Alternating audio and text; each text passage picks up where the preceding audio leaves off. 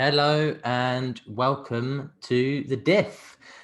So we've got good news and bad news today, because the bad news is that today is the last day of the November DIF. We've reached day 5.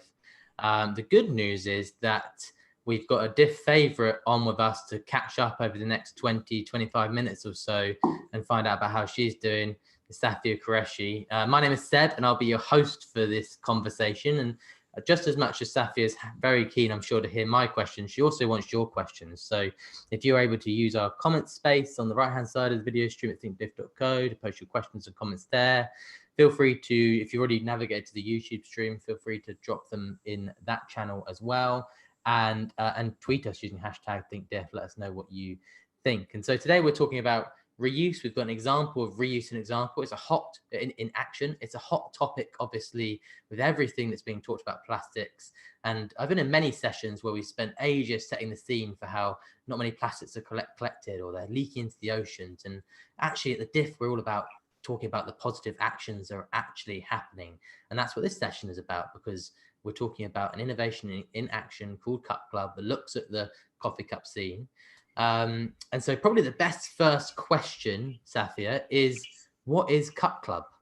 Hi, excellent. So amazing to be back on DIF as always, and I'm kind of treating this really as a way to loop everybody back on our recent updates and exciting news. So CupClub, I'm founder and CEO of CupClub, and we are developing up the future of packaging. For us, that means delivering products that are high quality, returnable, reusable, versus single use. So we're eliminating single use plastics. And we've developed up a system to make it really easy for consumers to walk into their favorite cafe, order a beverage, and take away in a reusable cup and lid, and be able to return that very easily when they're finished to a network. Network is these cases, and you simply find one, you drop your products in, then you walk off, and that's done. So we've developed that entire system. We're starting with beverages, hence CupClub. We will be evaluating and looking at other products to add to the club system over time. But the most important thing is that all our products are connected to the web, which means that we know how many times they've been used, we know where they are across the supply chain, and we can optimize that over time as well. So I think what we're really passionate about is, of course, not just addressing the plastics issue, but the CO2 issue as well. So when we started in the market, our first remit was to say, great, we're displacing all the single-use plastics, but what does that mean from a data perspective? So when we launched CupClub, we initiated a consultancy to develop up our life cycle assessment, and we use half the amount of CO2 to all the single-use options, including bio-based. So our clear strategy really is, if you want half the amount of CO2 and you want a better product, it has to be returnable and reuse. And just to break that down for us, just in a couple more areas. So the idea is that this is reuse without you having, or me as a customer, having to carry around a cup with me, right, exactly, all the time, anytime I fancy a coffee. Exactly. So we wanted to make this an easy, convenient solution for people to buy into. So the idea is that you walk into the store or a cafe as you always do. You make an order, you get an option to either take it away with CupClub or a disposable. You scan a QR code that identifies who you are, and then you're able to take this product and leave. When you're finished, you return it. So the whole idea is that you don't own it, you don't have to remember to bring it in, you don't have to wash it. We think that that's a very sort of archaic approach in terms of that dependency on consumers to do all of the work is, I think, a little bit too naive, and that's why the adoption rates of people trying to bring in their own is so low. It's like 2%. So what we're doing is we're somewhere in the middle, I would say. So if in one extreme you have all that disposable single-use market, and on the other extreme you have, I'm going to bring in my own, we're somewhere in the middle where we're saying, great, we behave exactly operationally as single-use, but you don't have to actually bring this thing in yourself. Somewhere between a paper cup and an urn. And obviously, just the other point that seems quite important to your business is this kind of information, data, using latest tech. that must be a massive value add for you as well in terms of making the product better, because you're getting you get all this information back around like how it's being used, where it's being dropped off, where it's being picked up. Which you need to as a business. So there are systems like this that have existed for a very long time. So I'm sure the audience know about milk bottles and other types of glass bottle systems, returnable systems, and they've been fantastic. The downside to a lot of those systems is that whilst they're brilliant at, I guess, eliminating single use, it's very difficult to know where your stock is at any given time. So as a manufacturer, you end up having to build a very, very large asset base of products, and you sort of circulate them, but there's no real visibility of knowing where those products are. And so what we wanted to do was actually implement a system where we could layer it with technology and know, okay, our product is in this location of the city, or this is how much is in dirty, this is how much is in washing, and we can dynamically know what sort of level of service we're working at across every customer segment as well, and customer location. So we can say, listen, you're going to run out of stock, we should send you some more, or etc. Things like that. So it enables us to optimize our operations, but it also actually enables us to really work with our users. So people who are really excited about using CupClub can also then see what are the metrics. For me as an individual, if I've had, like, let's say over a course of a week, I've had 20 drinks.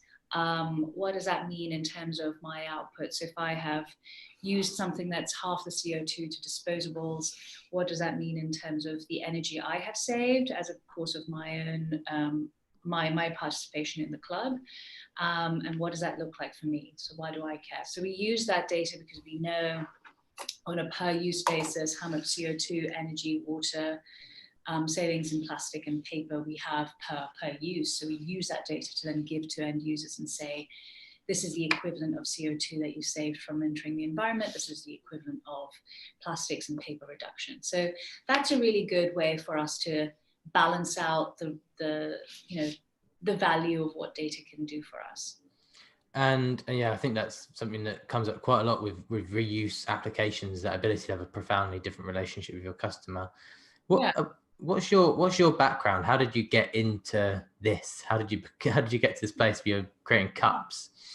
So I am an architect by background. So my approach is all about design, systems thinking, service design, bringing a lot of different complex components together and making it a sustainable, workable solution, working with different stakeholders, so from city level all the way down to your supply chain level. So this is what I've kind of done across the city, from implementing and building buildings and master planning and bringing different teams together to execute on a large industrial scale. And I guess at CupClub, it's a new system of service that removes the need for any sort of waste management, removes the need for purchasing single-use plastic. So it's very relatable skill set that you can actually use in an industry that really needs that kind of disruption. It's funny how often these stories highlight the value of interdisciplinary thinking, because when I was hearing you talk, when you first said, oh, I was an architect, I was like, oh, actually, I didn't actually remember that fact about you. And I was thinking, oh, how did she get into cups then? But actually, when you went in to tell that story a little bit further, it's almost system design. And that's what I guess is a big part of the CupClub model. Yeah, it is. And it's core fundamentals of how do you, I mean, it is part of the sharing economy model. So we've worked with these sort of systems for many, years.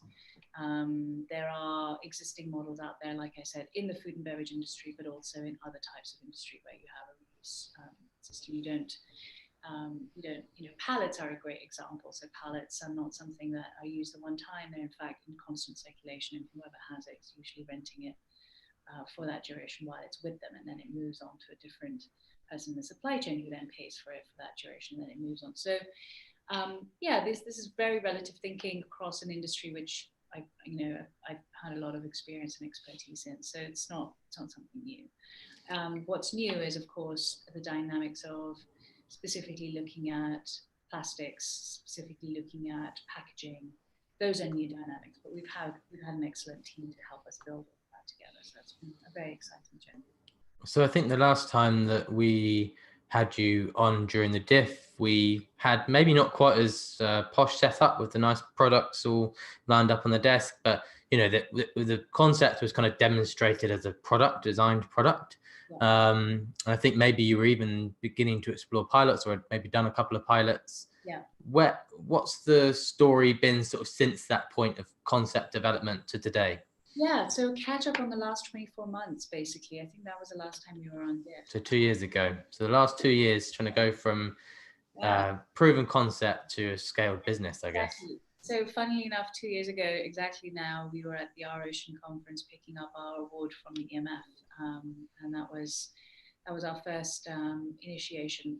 Prior to that, we had prototypes and we had some pilots that we had conducted. Since then, we launched officially in 2018, April, to industry, and then we announced our first customers and became operational from August 2018. And between then and now, we've served over about 210,000 drinks, and we're working across customers including Google, Visa, John Lewis and Partners, and a few other corporates, and we're launching across 3 cities next year in retail. We've also won a string of awards since then as well. So we won the Next Gen Cup Challenge from consortium brands, Starbucks, McDonald's, Coca-Cola, Yum Brands, Wendy's, Nestle. And so that's meant that we've been working very closely with those businesses in terms of developing up a system that would work and be implementable across their main street, high street stores. And we also recently won the Best UX Design 2019 by Fast Company, which has been fantastic. And then last week we won the Pitch at Palace Award. So yeah, we've been busy. Sounds like you've won almost as many awards as me. Good, I'm glad.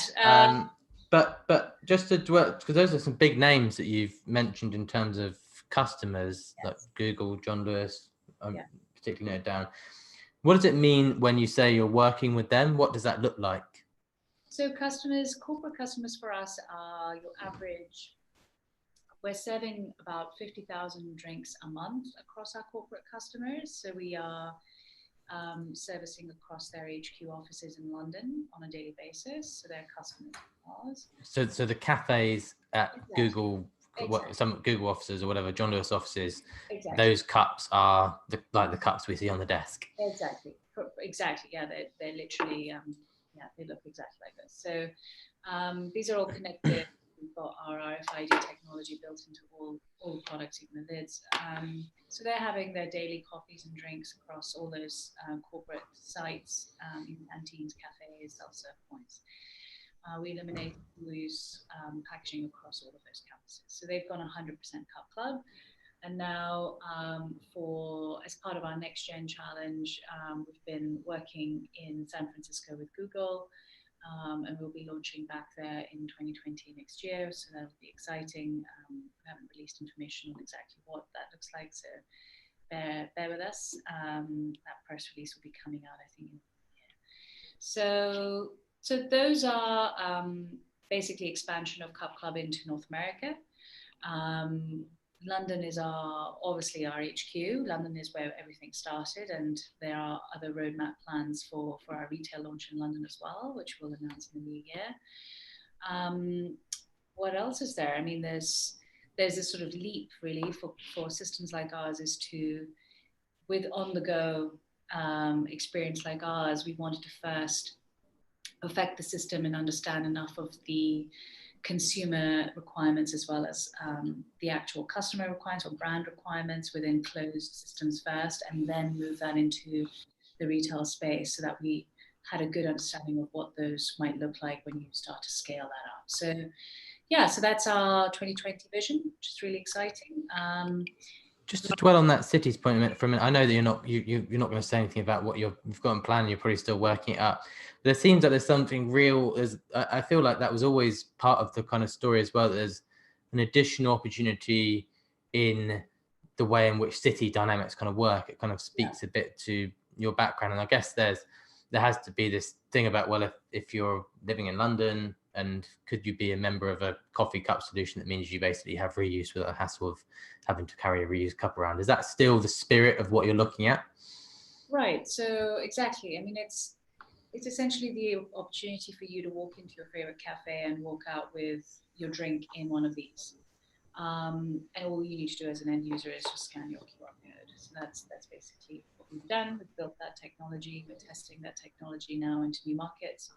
That now for us is um, from a product perspective side, it's actually quite straightforward. And the next steps really for us is to now focus on the ease of return. So what does that dynamic look like? How do we extend that network out? How do we grow that network over time? Who belongs? The ease of return kind of referring to, like, you know, partly where do you put those boxes? Yeah, exactly. Yeah, these cases, exactly. So these cases generally we put into private sector owned and managed locations. So we're not leaving them outside on street corners. We're not just throwing them around in different parts of London or other cities. That would be risky, probably. Quite risky, probably get shut down. So that hasn't been our approach. Our approach has been very much about working with corporates and businesses, very much to engage them and involve them in that network. So yeah, that's, I mean, everybody has very much, from a consumer point, everyone's very aware of the problem and they're trying to look for different ways to address and buy into solutions that they feel are speaking more in alignment with their values. And then from a corporate perspective, they want to be able to be seen to be doing the right thing. So, and also making a very good statement about it. So there's equal opportunity for both, I guess. I was going to ask a little bit about reaction. I mean, obviously, it feels like, do you have any competitors, for example? It feels like you kind of work with, presumably, you aim to work with almost everyone in the existing value chain. Like you work with, you know, the existing coffee companies, you work with businesses. So it feels almost like you walked into a space where you're collaborating with a lot of people. Sure. I mean, every product like ours, any kind of product which is new, you have to almost treat it as a two-way brand development process. So, you know, what is the core product? How can we make it so that it's tailored to your needs? And then how do we make sure that it's easy and convenient for a user to come in or consumer to come in and take it away and leave? And it still carries all the requirements that you want it to. So there's always collaboration with customers in the sense that in innovation, you can't sort of just bombard them with a product that you're hoping, you know, would fit in. We have started with products that we think can definitely service a wide range of different types of customers, and then we offer them the opportunity to develop and design their own, and we can run that system for them.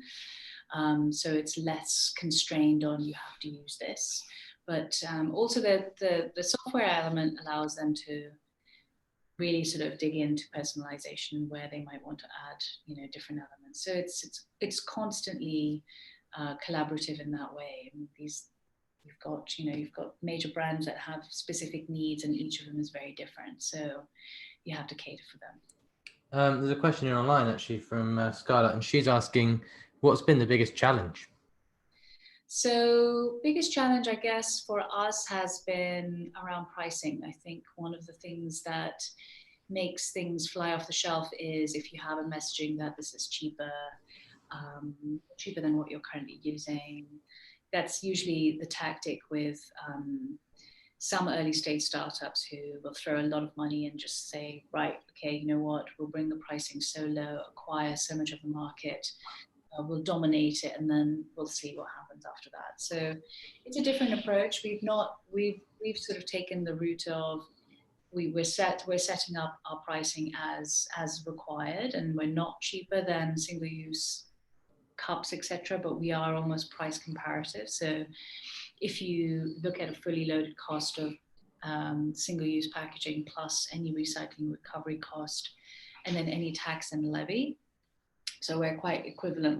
We can match that pricing, but we can't say we're going to save you X on your current, you know, single-use plastics packaging. That's very, very difficult to do at an early stage. So I think the challenge really is sometimes for brands, specifically in the food and beverage industry, the sensitivities to pricing is quite acute. even if it's a deviation of 1 cent or 1 pence, that seems to be a make or break. So I think that is one area of challenge. The second is really from, I guess, marrying the space between or the communication between, this is where the business is heading, and this is where the brands, these are their brand requirements, and then this is where legislation and policy comes in. And we find that legislation and policy in some parts of the world has been really, really fantastic and helpful, and in other parts of the world actually isn't moving in the direction or as fast. What would be an example of like an enabling piece of legislation that makes it easier to do something like that? Is it some of the typical environmental regulations, or are there specific things in the cup or coffee industry or the hot beverages industry? Right. So, I mean, simple levies and taxes and bans on single-use plastics. We've seen a really positive development in America following last year's Canadian, in fact, this year's policy change around single-use plastics and what's going to happen in the course of that. And that has definitely seen a lot more competitors enter the market. So you asked about, what does the competition landscape look like? And that's a healthy response. I think if you have legislation, and that's the only way we're going to get out of this entire crisis, is that legislation plays a very clear way for determining how industry will need to react. Without that, industry won't react, and that we know that very well. So if we are trying to collaboratively work towards a roadmap of reducing, let's say, the amount of single-use plastics in circulation by 2025, that means that all the stakeholders have to be involved. That includes legislation, that includes industry, that includes us, which is startup community or early stage businesses. So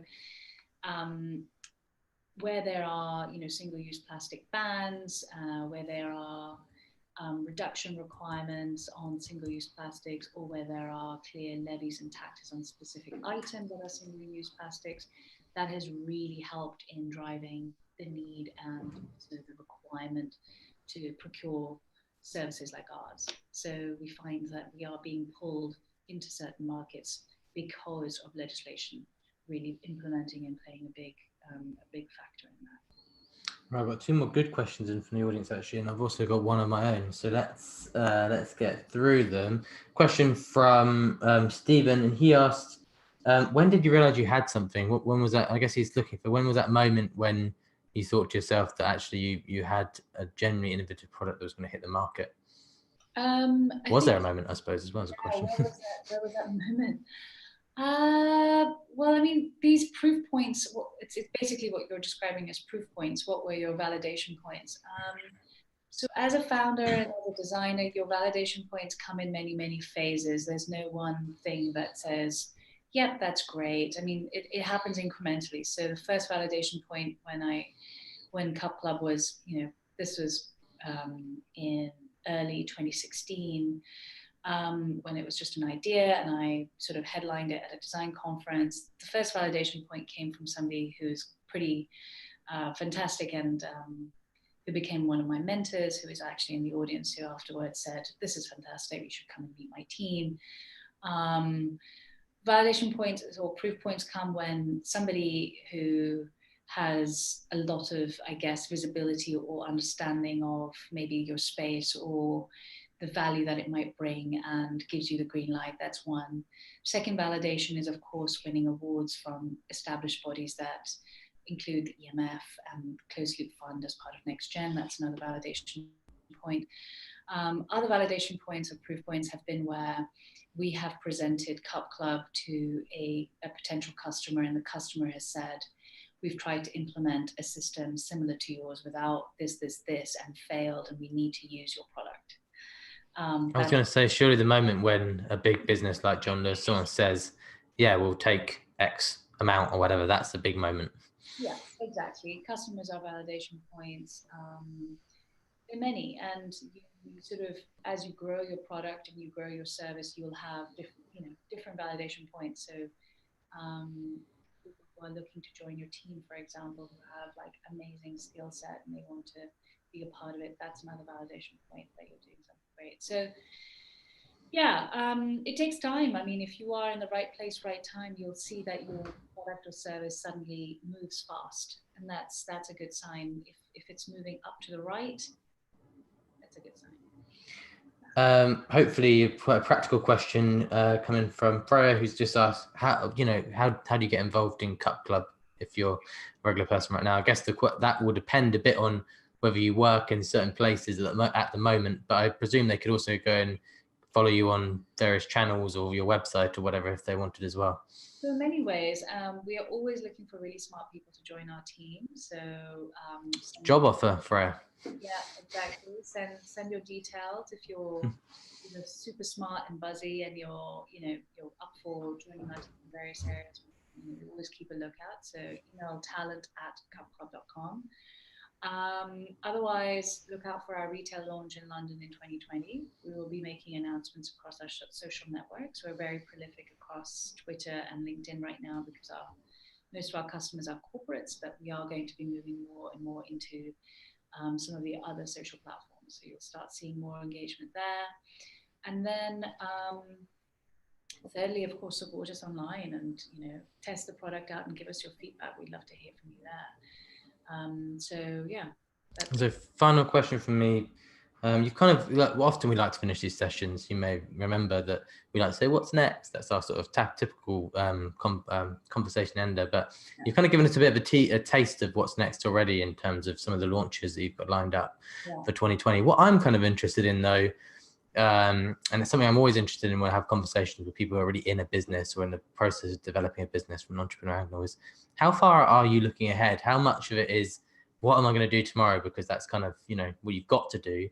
And how much of it is the big picture of what you're actually doing in terms of, the disruption you're bringing. Right. So, I mean, what's next for us is over the next 18 months, our focus is, of course, expanding our drinks service across multiple brands, international brands, Fortune 500 businesses that I named out. Then with them working a roadmap ahead as well. So with your customers are your roadmap. So you sort of ask them, right, what is next for you? What other things would be exciting and what will be interesting for you moving forward? So we have had a lot of interest in terms of what are the other product categories that you need or could you service beyond drinks. So we know that the system we built very successfully. We know how it works. We know pretty much how it's going to be designed for scale. So the next thing that really is, okay, what are the other products that we can add to the system? So would they be food boxes? Would they be other types of drinks containers, et cetera, et cetera? So that's part of our R&D hub. So again, if you're an engineer and you're super excited about joining CupClub, that would be a really exciting space that we would then engage and work together on. So we have a few things in the pipeline to really discover what those next. Still very much keeping your head above the parapet a little bit to see beyond next week and next month, which I guess means it's still a very exciting time to be part of the business. Well, thank you so much for giving us some time this afternoon, Safia. Yeah. And thank you so much to you at home or in your offices who have been posting those questions and comments online. It is the last day of the diff. All this content, of course, is available to watch afterwards. So, keep thinkdiff.co in your favorites boxes or subscribe to the foundation and MacArthur Foundation's YouTube channel to catch up on various sessions. We do have a session at 3 o'clock that might be of interest to you, which is why it's time now to invest in the circular economy. We've been talking to a couple of startups this morning. Now we're talking about why there's sort of investment momentum, and we're talking to Intesa Sanpaolo, a big Italian bank who has some cool stuff in that space. So do join us again at the diff, and thanks so much for joining this session.